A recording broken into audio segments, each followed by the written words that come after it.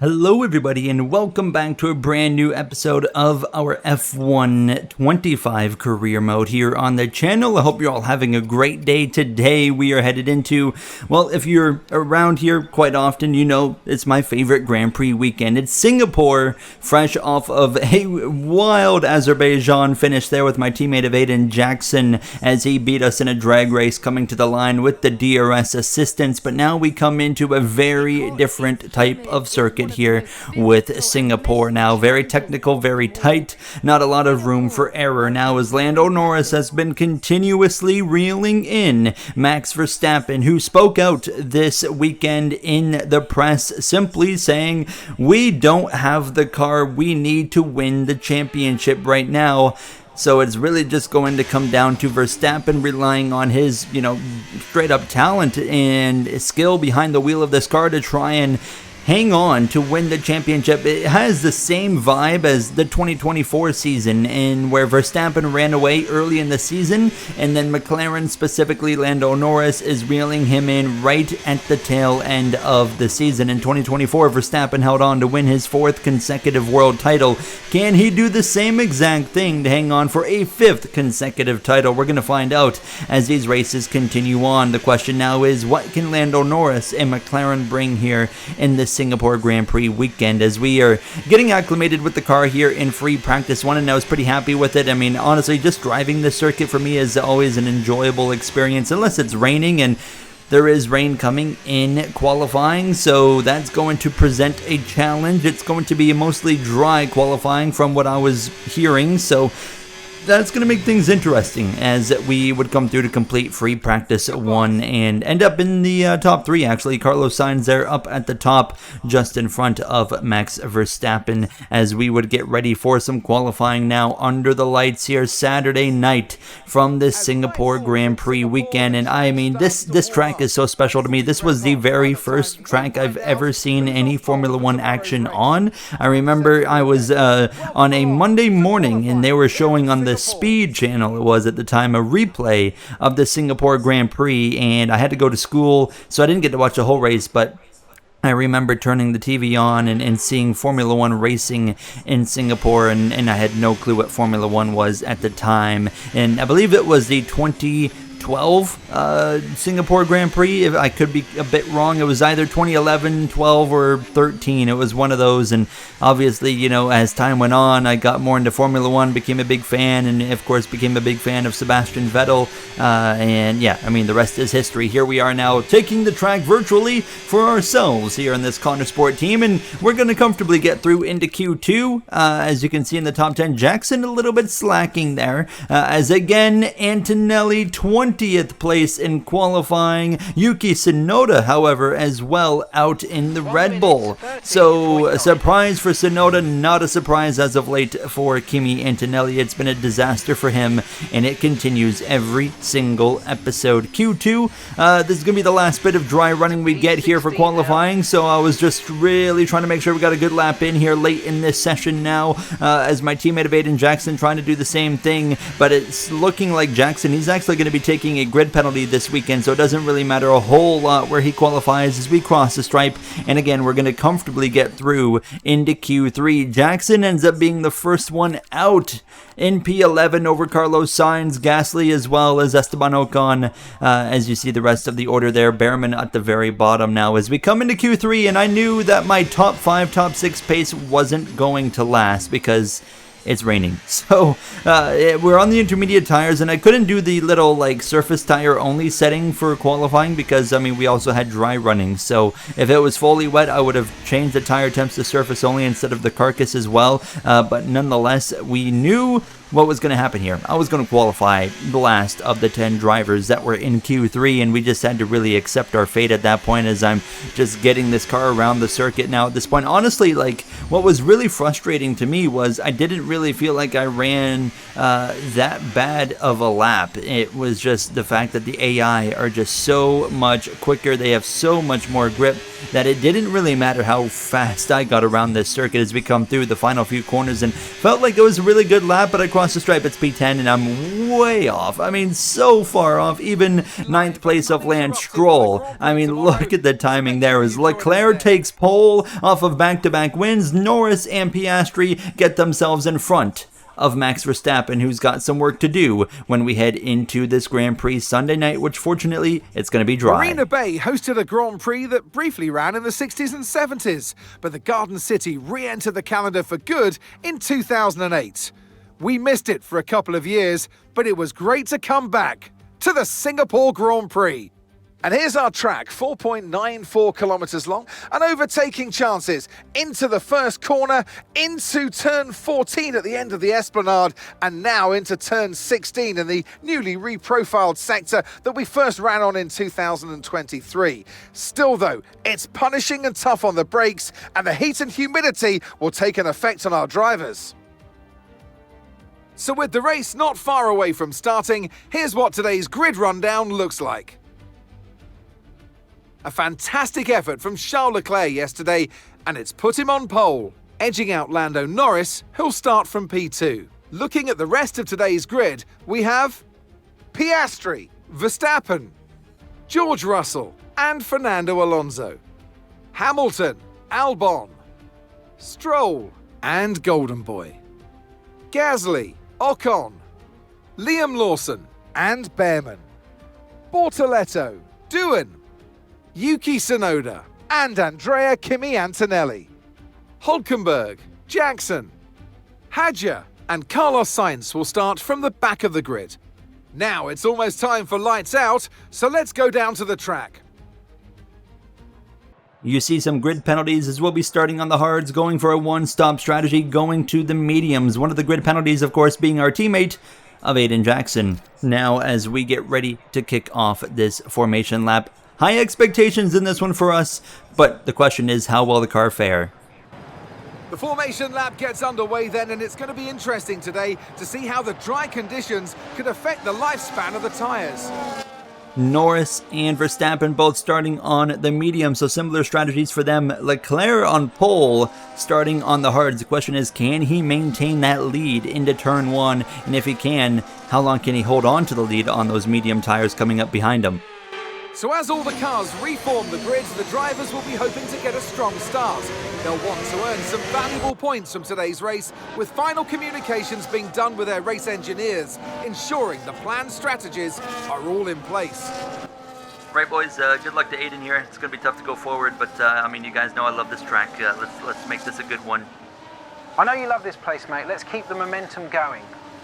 Ready to go. Lights out here from Singapore. Now we'll be lining up alongside Lance Stroll, fellow Canadian here. The only two Canadians on the grid inside the top 10. As Aiden Jackson's got a ton of work to do from the 20th starting position, with grid penalties for part changes here now as we are ready to go racing for the Singapore Grand Prix. It's lights out and we're underway. It's a long, grueling race as we head down into turn 1, and already 3-4 wide. Hamilton in the middle there with Albon as well. The Aston Martin split them both, and they get through clean. And I mean, my goodness, right off the bat, we're getting exciting here from Singapore. And as well, Leclerc has not held on to the lead, and Norris isn't the one that's taken it. It's Oscar Piastri to the lead of the Singapore Grand Prix. As you saw, contact there between Hamilton and Stroll. Hamilton going for a move on the Williams of Albon. We're going to try and go for a move as well, as we're alongside of the inside nearly, but Albon gets clear into the left-hander now as we got Stroll looking to our right side into the right-hander. We'll be able to clear him right here, I reckon. Yes, we well, and what a start it was for Oscar Piastri. Let's get an immediate look on what just took place on the run into turn 1. Lights out, Leclerc slow off the hards, and Norris gets an okay start, but look at this, Piastri sends it 3 wide around the outside into turn 1. Then the Ferrari and Norris come together and Piastri slips through, so Leclerc maintains P2, Norris in 3rd, but crucially for him, he's still in front of Max Verstappen, the championship leader. Now Verstappen not quite the start he was looking for, but still nonetheless DRS, he at least didn't lose anything, and he's still within contact of Lando Norris. Oscar Piastri's had a miserable season compared to what he's done in real life in 2025, leading the championship.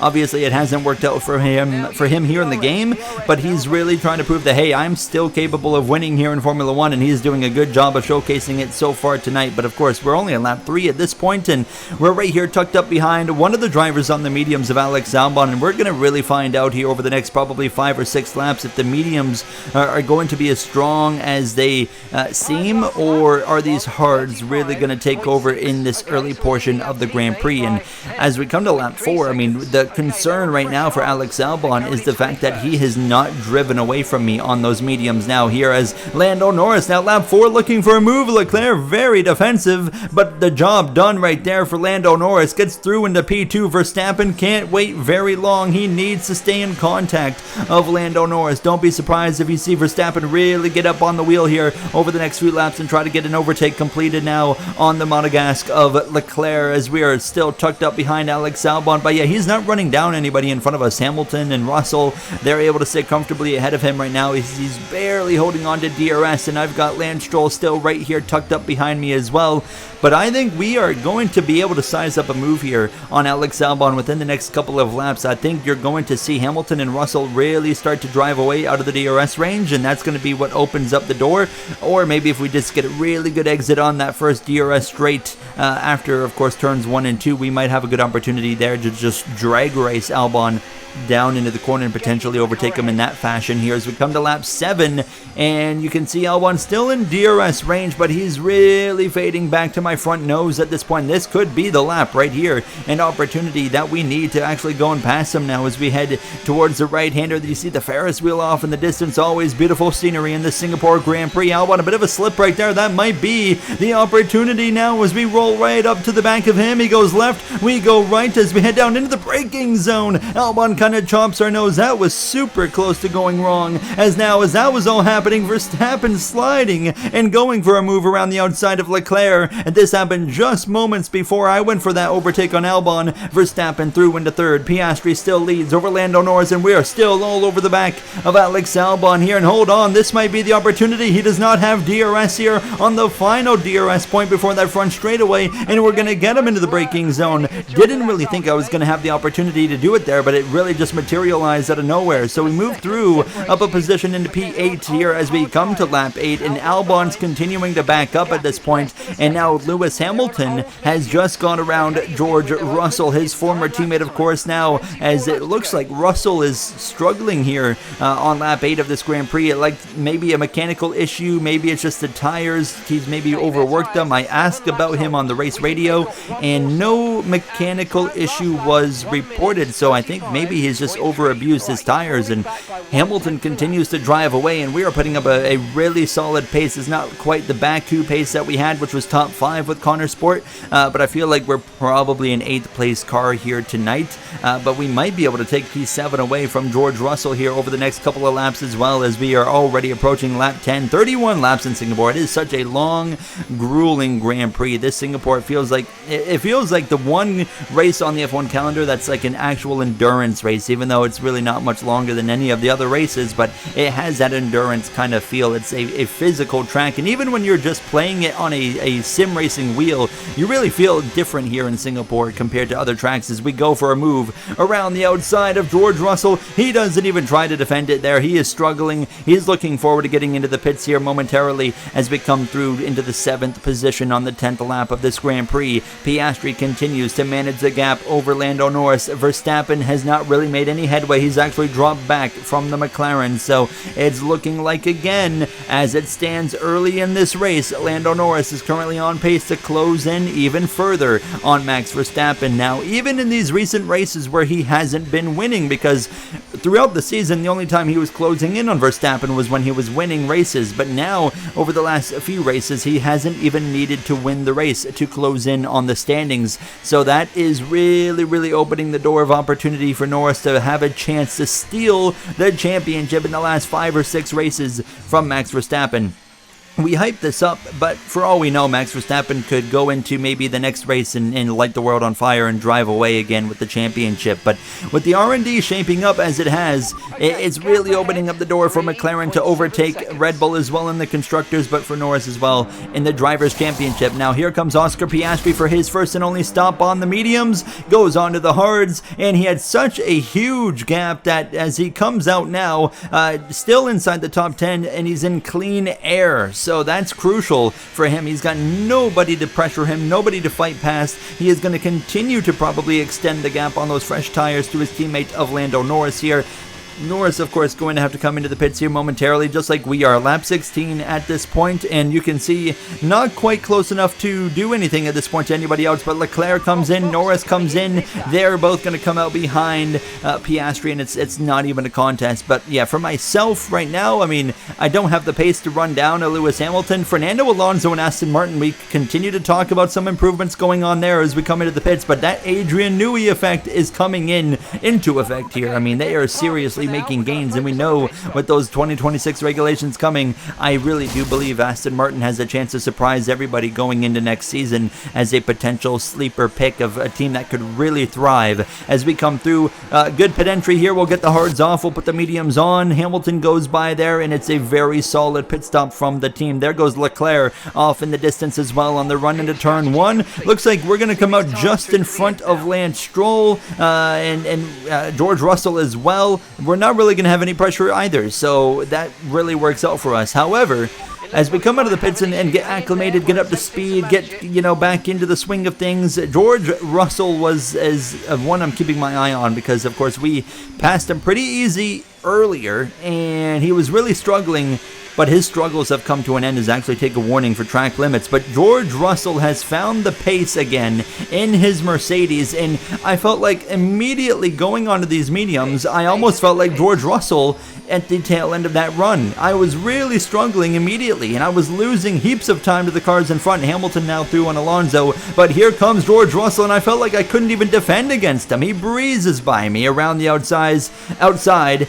says thank you very much, and yeah, I mean, what do I even do there? I mean, he was absolutely flying, and I just really was struggling for pace. And I mean, it's the same thing we saw with Russell a bit ago. I just didn't have the pace that I needed, so we were now kind of in hang on mode, I feel like, to be honest. I just really didn't have anything, so it was really baffling because we looked really good in the first run on the hards, and now we've really faded. And I was wondering if it was a potential issue with the car. Was it me driving really bad once we got these mediums on? And I'm starting to look behind me, and Alex Albon, who's gone onto the hards now, is up here into the conversation again in P9, just in front of Lance Stroll, and he is running me down, and so is Lance Stroll. They're both running me down, but Stroll's quicker right now than Albon, so I'm hoping that they're going to start to fight once Stroll gets to him, and that will slow them both down a little bit here as we come to the final 10 laps already of this Grand Prix. And it's really not a whole lot going on here in Singapore. It's been a pretty straightforward race as Albon continues to try and hang on over Lance Stroll, but they both are continuing to reel me in. Stroll has now made a pass on Alex Albon, so it's about to be game on here because we need to find some pace in these closing 7-8 laps now, as Oscar Piastri is well out in front right now on cruise control to Lando Norris in P2, Max Verstappen in 3rd, Leclerc, Hamilton 4th and 5th. Leclerc started pole, he's down to 4th. I mean, just hasn't quite been the race that they've been looking for, and of course you got Alonso and Russell and myself and Stroll and Albon all rounding out the top 10. How about Yuki Tsunoda? Out in Q1, but he's rebounded very well into P11. Antonelli, he's actually moved forward. He's up here in P16, and my teammate of Aiden Jackson started 20th with the grid penalty, only has worked his way up to P17, so not necessarily what he would like, but Singapore, to be fair, and that's why I'm so impressed by Yuki Tsunoda, Singapore is a pretty difficult track to overtake at. Of course, with an extra DRS zone now, does make things a little bit easier, but still, it's not an easy feat. And then you got Nico Hulkenberg and Gabriel Bortoleto there at the bottom of the grid for Kick Sauber.